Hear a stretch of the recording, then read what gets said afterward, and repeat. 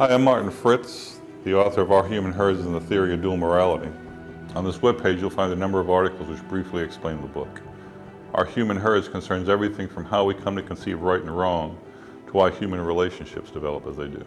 It details how all social institutions, from churches to laboratories, prisons to playgrounds, and Congress or corporations, emerge to satisfy dual moral needs. That's an important part.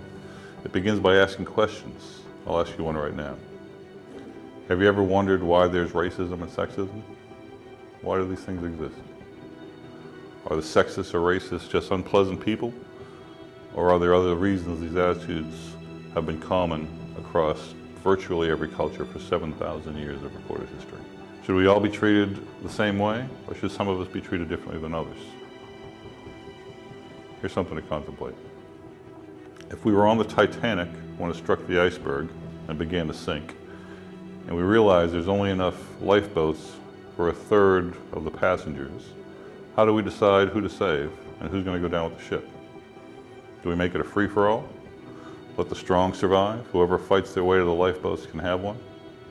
Do we allow the women and children to go first?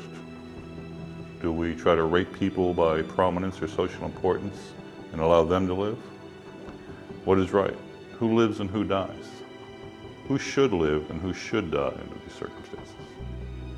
Such things are the subject of the book. How do we determine right from wrong and what it means to be moral? It begins by suggesting that morality is a relationship between us and anything else. If I was the only thing in the universe, morality would make no sense, as it could have no meaning. It doesn't matter how I act if I'm the only thing that there is. However, if I come into contact with anything outside myself, I create conditions where morality has meaning. If I exist along with a dog, a spouse, a god, or a river, right and wrong comes into existence. How should I treat a dog? Should I kick it, feed it, run away from it, be scared of it? What is right now? And what of my spouse or of God? What should they expect from me, and what can I expect from them? And what about rivers? Do I concern myself with them at all? Is there a right way to treat nature or the planet? What do you say? Morality is the effort to discern right from wrong in all our actions, to everything outside of ourselves. I propose there are two ways to see right and wrong. And because we have these two ways, we create the possibility that we can be internally conflicted. Whenever we decide anything, we often reflect and ask ourselves, am I sure I did the right thing? When you realize that your 13-year-old daughter has not cleaned her room after being told to do so a number of times, let's say you decide to punish her, that she can't go out for the weekend. Shortly after issuing the punishment, you remember that her best friend's birthday party is this weekend. And you recognize that in light of the big birthday party that comes only once a year, your punishment might be a little too harsh for the crime. So what do? You recant your punishment and let the child attend the party, though she's repeatedly ignored your request to clean her room? Or do you stick to your word and tell her that if she had done what you had asked, she'd be going to the party right now? What's right? Through the theory, we discover how right can also be wrong.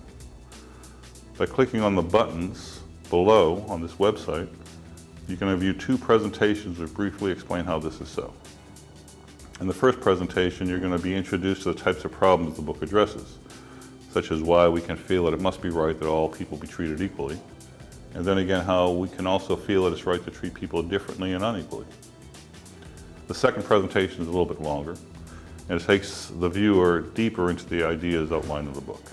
It touches upon how our dual moral outlook has given rise to society as we know it, of how when we live for long periods of time under one type of condition, society grows more equal, horizontal, and androgynous. And when we exist in prolonged conditions which favor our other moral outlook, culture naturally and necessarily grows more vertical, unequal, and class and status oriented. Here's another question. Why do you think there was a time when virtually all American females wore dresses and would never wear pants? And now women wear pants if they choose, and soon maybe men will be able to wear dresses. How and why do these changes occur? We address such things in the book. Through the theory of dual morality, we grasp that human existence and moral correctness are always understood from two directions, from the point of view of the individual and from the point of view of the group. Here's another more consequential dilemma. Your son is a high school science teacher. You discover that he's having a sexual affair with a 17-year-old female student. You told him to end it, or maybe you turn him into the authorities. But you find out the relationship is still going on. He tells you that it's consensual, and the girl's going to be 18 years old in a few months anyway, and when it'll be legal. So what do? Do you turn in your son and have him lose his job and probably go to jail? Or do you assume the girl is responsible for her own actions in spite of the laws which proclaim that she is not? Do you protect the individuals involved, or do you support the law and the culture of which you are a part? Without the group, individual human existence would be impossible. And without the individual, the group has no existence at all. The well-being of one is unavoidably predicated on the good of the other. But the good of these two, the individual and the group, do not always coincide.